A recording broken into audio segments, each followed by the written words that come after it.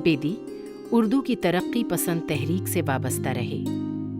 उन्होंने अपनी ज़िंदगी में समाजी खिदमात को भी जगह दी, अवामी मफाद के हक़ में लिखा भी, फिल्मी दुनिया से अपनी गहरी वाबस्तगी को भी जाहिर किया। एक वक्त ऐसा भी आया कि उन्होंने नौकरी से इस्तीफ़ा दे दिया और रेडियो आर्टिस्ट के लिए दरख्वास्त दी और उनका इंतखाब लाहौर रेडियो स्टेशन पर बतौर स्क्रिप्ट राइटर हुआ। उन्होंने यहाँ रेडियो के लिए कई ड्रामे लिखे। उन्होंने हिंदुस्तानी समाज में मोहब्बत, यगांगत और इत्तेहाद के लिए जोर दिया और इसके लिए हर मुहाज पर डटे रहे। उन्होंने कई मुल्कों का दौरा भी किया और अपनी फिक्र से लोगों को रूशनास कराया। बेदी फिल्में बनाते रहे, अफसाने लिखते रहे, महफिलों में दोस्तों को खुश करने के लिए लतीफ़े भी सुनाते रहे। वो अपनी बागो बहार तबीयत से लोगों का दिल जीत लेते थे। बेदी प्रेमचंद के बाद उर्दू के सबसे बड़े अफसाना निगार थे। वो सोच सोच कर लिखने के आदी थे। यही वजह थी कि उनका कारी भी सोच के घेरे में आकर उन्हें रुक रुक कर पढ़ता था। ऐसा कहाँ से लाऊं कि तुझसा कहें जिसे। बेदी आज हमारे दरमियान नहीं है, लेकिन अहले ज़बानो अदब उन्हें कभी फरामोश नहीं कर सकेंगे।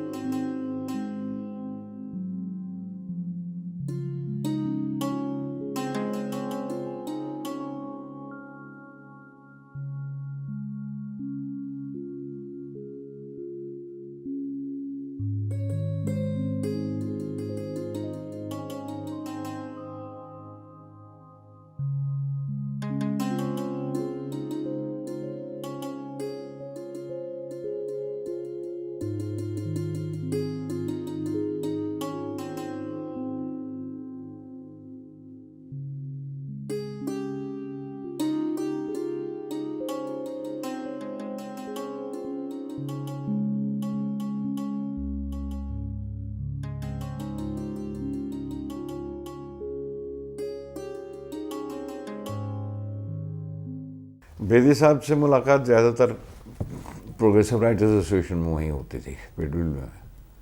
लेकिन उनके साथ एक और जगह भी थी, दैट वाज पंजाबी साहित्य सभा, जहाँ Balraj Sahni was the president and Bedi साहब रेगुलरली वहाँ पे आते थे। He was sort of patron and सरपरस्त जिसे कहते हैं, लेकिन he saw to it that the Punjabi writers get somebody to go there and meet them or to encourage so that Punjabi writers don't feel forlorn in this। हालांकि उनकी अपनी शख्सियत जो है वो उर्दू के हवाले ही से जानी जाती है, लेकिन ये प्राइवेट कॉलेजेस हुआ करते थे उस ज़माने में, जो पंजाब से मैट्रिकुलेशन और इसकी तैयारी, तो प्राइवेट पंजाब कॉलेज एक था, वहाँ पे मीटिंग हुआ करती थी पंजाबी साहित्य सभा की।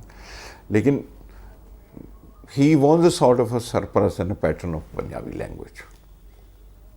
पंजाबी राइटर्स थे जिनमें गुरवेल पन्नू थे, सुखवीर थे, हरनाम सिंह नाज बहुत अच्छे शायर वो थे, और बल्लाज जी क्योंकि पंजाबी के साथ बहुत जुड़े हुए थे, वो तो लिखते ही पंजाबी में थे, तो बेदी साहब से वहाँ ज़्यादा मुलाकातें हुआ करती थी।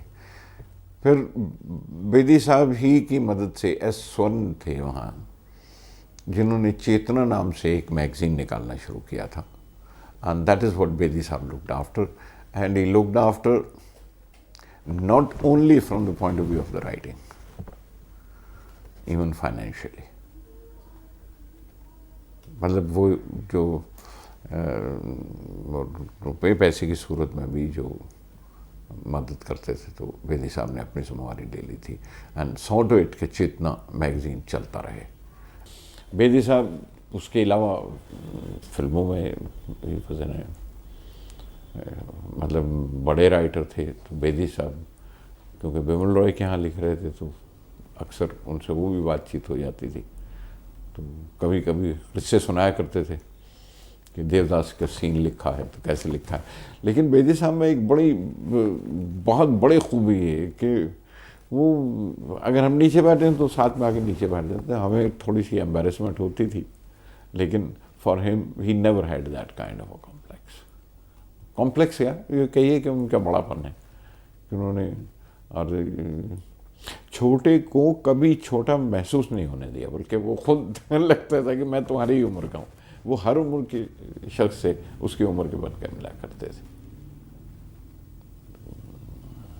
बेदी साहब की जो फॉर्म है, जो शॉर्ट स्टोरी की, मेरा ख्याल है कसी हुई मंजी की तरह है, वो कहीं से ढीली नहीं होती, तो उस पर कूदना बड़ा मुश्किल काम है। दैट इज़ व्हाट बेदी साहब is, and his sense of humour, बड़ी कमाल की सेंस ऑफ ह्यूमर, हर मौके पे हंसते हुए खेलते हुए। तो दैट वाज बड़ी प्लेजेंट पर्सनालिटी थी। उर्दू के महान कहानीकार राजेंद्र सिंह बेदी मेरे पतिदेव और उनके बेटे मित्र थे, जो बाद में फिल्में में भी बनाते रहे ना। तो एक अदब से मैं उनके पाँव छूती थी तो बड़ा हंसते थे, पाँव मत छुआ करो।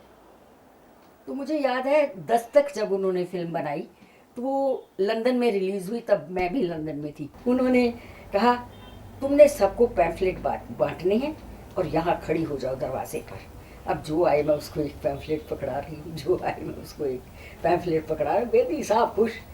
अब एक आदमी ने आकर कहा ये बेदी साहब ये तुसी 10 तक क्यों फिल्म बनाइए। बड़ा हंसे, कह लगे हाँ 10 तक भी है, पर ये है दस्तक जो उर्दू में खटखटाने को कहते हैं, दरवाज़ा खटखटाने को। तो बहुत अच्छी रिस्पांस उनकी फिल्म की दस्तक की। बेदी साहब क्या लिखते थे, ओहो हो।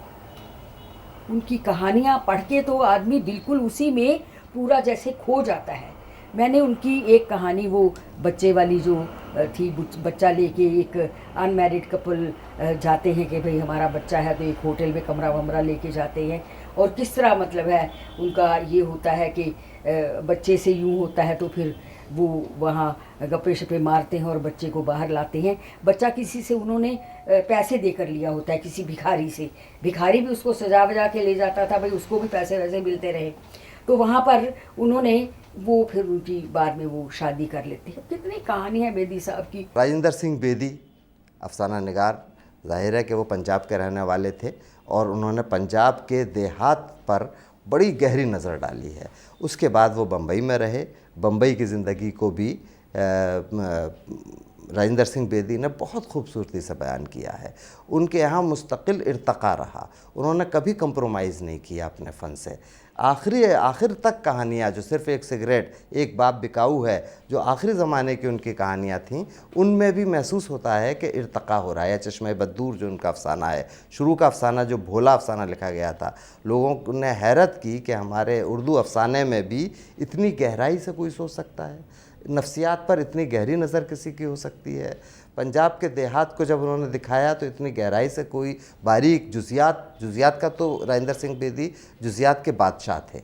जब उन्होंने एक छोटा सा नॉवलेट लिखा, एक चादर मैली सी, और उसमें पहला ही जुमला लिखा कि आज सूरज की टिकिया बहुत लाल थी, तो यहाँ एक ही जुमले से पूरे नावल की फोरशैडोइंग जैसे की हो उन्होंने।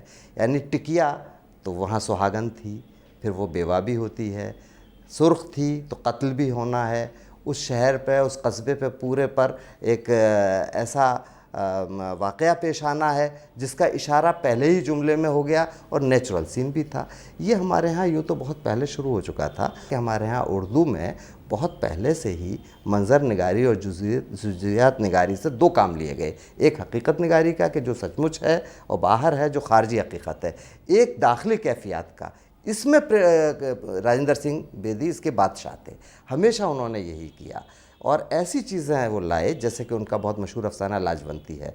उस लाजवंती में एक आम अगर मुसन्निफ़ कोई लिखता तो सिर्फ ये बात लिख सकता था कि जब सुंदरलाल ने नारे लगाए कि इनको घर में बसाओ और दिलों में बसाओ, तो जब उसका मामला आया और लाजवंती वहाँ से लौट कर आई और किसी दूसरे के साथ रहकर आई तो वो नहीं बसा सका। इससे आगे सोचने की उस ज़माने के अदीबों की हिम्मत नहीं थी, जहाँ आम अफसाना निगार आम तौर से नहीं पहुँचता है। तो बहुत गहराई में जाकर बेदी की जो औरत है वो एक वक्त माँ भी है, वो बीवी भी है, वो दोस्त भी है, यानी औरत के जितने शेड्स हो सकते थे राजेंद्र सिंह बेदी ने बहुत दाखिल में जाके उनको पेश करने की कोशिश की है।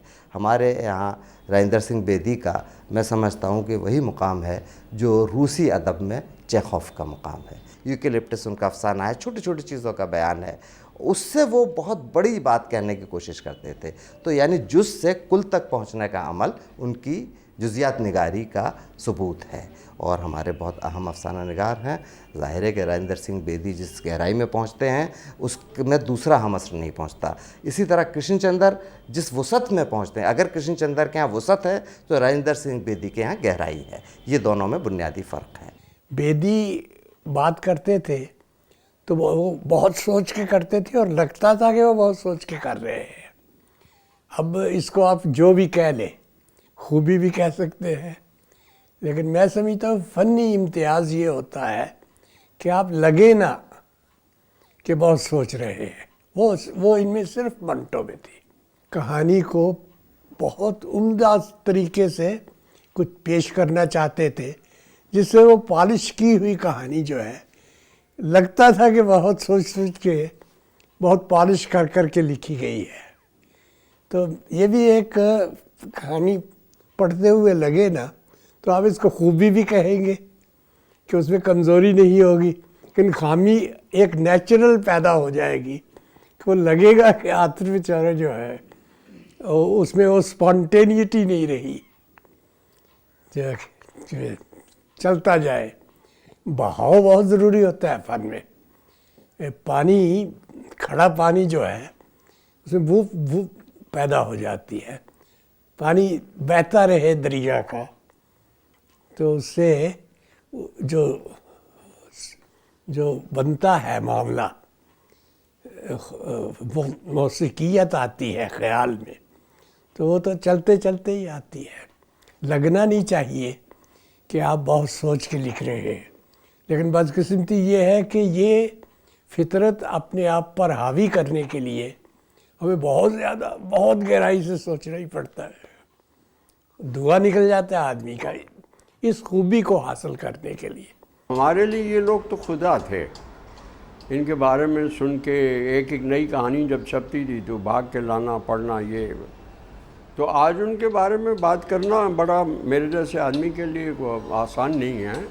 लेकिन ये था कि बेदी साहब को बहुत एक रिगार्ड करते थे हम, बहुत हमारे लिए बहुत बड़े आदमी थे वो, और बहुत पुरखुलूस थे, बहुत हंस के, बहुत अच्छी तरह बात करने वाले। उनकी कहानियाँ हम लोग ज़ाहिर सारी पढ़ते थे और उसके बाद वो फिल्मों में आए। फिल्मों की उनकी सारी फिल्में, दस्तक देखी, फिर उन्होंने एक चादर मैली सी जो बहुत मशहूर नावल था उनका, वो हमने पढ़ा। तो हमारे लिए फिर उनको जब हम देखते थे कि वो घर से निकल के, पैदल निकल के किंग सर्कल के किसी एक छोटी सी दुकान पे वो पान खाते थे, तो हम दूर से उनको ऐसे जैसे कोई सुपरस्टार होता है उस तरह उनकी तरफ देखते कि ये देखिए बेदी साहब को पान खाने की आदत है और यहीं आते हैं और यही खाते हैं, और वो खुश होते थे कि हमने बेदी साहब को देखा। और एक मर्तबा एक छोटा सा वाक़या हुआ कि दिल्ली से कोई मैसेज या किताब या कोई चीज़ किसी ने भेजी, तो वो था कि हमें बेदी साहब को देनी है वो। तो मैं और मेरे एक दोस्त दोनों मिलके हम बेदी साहब के घर पे गए और वो जो भी चीज़ थी, किताब थी या जो तोहफ़ा था, हमने बेदी साहब को दिया। बेदी साहब को दी, उन्होंने बहुत प्यार से, वो बड़े खुलूस से, बहुत रज़ामंदी के साथ हमको प्यार बिठाया, चाय वाय पिलाई। तो हम तो सहमे हुए, डरे हुए एक कोने में बैठे हुए थे और उनसे ऐसे ही डरते डरते पूछा कि आज क्या लिख रहे हैं आप आजकल। तो उन्होंने बहुत खुलूस से हमको कहानी का प्लॉट बताया। कहानी का प्लॉट बताते हुए वो कई जगह पे रो पड़े वो। तो हम लोग तो बहुत ही हैरान कि यार ये कितने सिंसियर, कितने इमोशनल, कितने शानदार राइटर हैं। तो हम लोग जब बाहर निकल के एक ईरानी होटल में मैं और वो मेरे दोस्त बैठे थे। मैंने कहा यार हम जो लिखते हैं आज तक कम वक्त हमको रोने नहीं आया। तो मतलब है हम तो बहुत घटिया राइटर हैं। राइटर तो ये होता है जो जी जान खून देता है। और वो देखिए किस कदर वो इमोशनल होके वो हमको बता रहे थे। तो ये असर आज भी मुझे उनका घर याद है। वो यहाँ बैठे थे, उनकी बातें, उनका खुलूस, उनका कहानी के बारे में प्लॉट बयान करना, ये सारी बातें हमें बिल्कुल, क्योंकि हमारे लिए समझिए कि एक बहुत बड़ा वाक़या, समझिए एक इवेंट है जो वो हुआ। और मैंने बेदी साहब को सारा पढ़ा है, बहुत पढ़ा है। और शुरू में थोड़ा हमको लगता था मुश्किल हैं वो जैसे कृष्ण चंद्र हैं, वो बहुत आसान लिखते हैं, सीधा सीधा लिखते हैं। लेकिन बेदी साहब थोड़ा मुझे लगता है कि थोड़ा ज़रा सा मुश्किल लिखते हैं। आलिया अहमद सरूर साहब बहुत से लोगों को उन्होंने पहचाना जिनको उस ज़माने में लोग वो दर्जा देने को तैयार नहीं थे जिसके वो मुस्तहक़ थे। और उसकी सबसे अच्छी मिसाल जो है वो राजेंद्र सिंह बेदी की है। बेदी को एक तरह से उर्दू ज़बान के जो नुमाइंदा अफसाना निगार हैं, उस ज़माने में ज़्यादातर ज़ोर था कृष्ण चंद्र का और मिंटो का, लेकिन बेदी को पहली दफ़े पहचानना और पहचानवाना और उनका मकाम एक मुतय्यन करना, इसमें आलिया अहमद सरूर साहब का बहुत बड़ा बड़ी बड़ी खोज उनकी है। और ख़ुद बेदी इसके आखिर तक बहुत कायल रहे। बेदी की अदबी खिदमात के एतराफ़ में मुख्तलिफ़ यूनिवर्सिटियों में तहक़ीक़ी काम होते रहे हैं। उन पर कई मोतबर अदीबों और नक्कादों की किताबें भी शाया हो चुकी हैं। इन किताबों से बेदी की अदबी तख्लीक़ियत और रुझान का पता चलता है। वो एक मुमताज़ फ़िक्शन निगार थे। उनके अफ़सानों के 4 मजमूए शाया हुए। कोख जली, अपने दुख मुझे दे दो, हाथ हमारे कलम हुए और मुक्ति बोध। बेदी फिल्में बनाते रहे, अफसाने लिखते रहे। एक बाप बिकाऊ है, लाजवंती, गर्मकोट, अपने दुख मुझे दे दो, इनकी मशहूर कहानियां हैं। जब बेदी का पहला मजमुआ 1936 में दाना-ओ-दाम के नाम से शाया हुआ तो उनका नाम अदबी हलकों में आम हो चुका था और उनके दूसरे मजमुए गिरहन की 1941 में इशाअत के साथ ही वो उर्दू के मुस्तनद अफसाना निगार तस्लीम कर लिए गए। इनका नॉवेल एक चादर मैली सी भी बहुत मशहूर हुआ। ये सबसे पहले रिसाला नक़ूश लाहौर में 1960 में शाया हुआ। इस नॉवेल पर बेदी को साहित्य अकादमी का इनाम भी मिल चुका है। इसके अलावा भी उन्हें मुख्तलिफ एजाज़ात और इनामात से नवाजा गया। उन्हें हुकूमत हिंद ने पद्मश्री से भी सरफराज किया।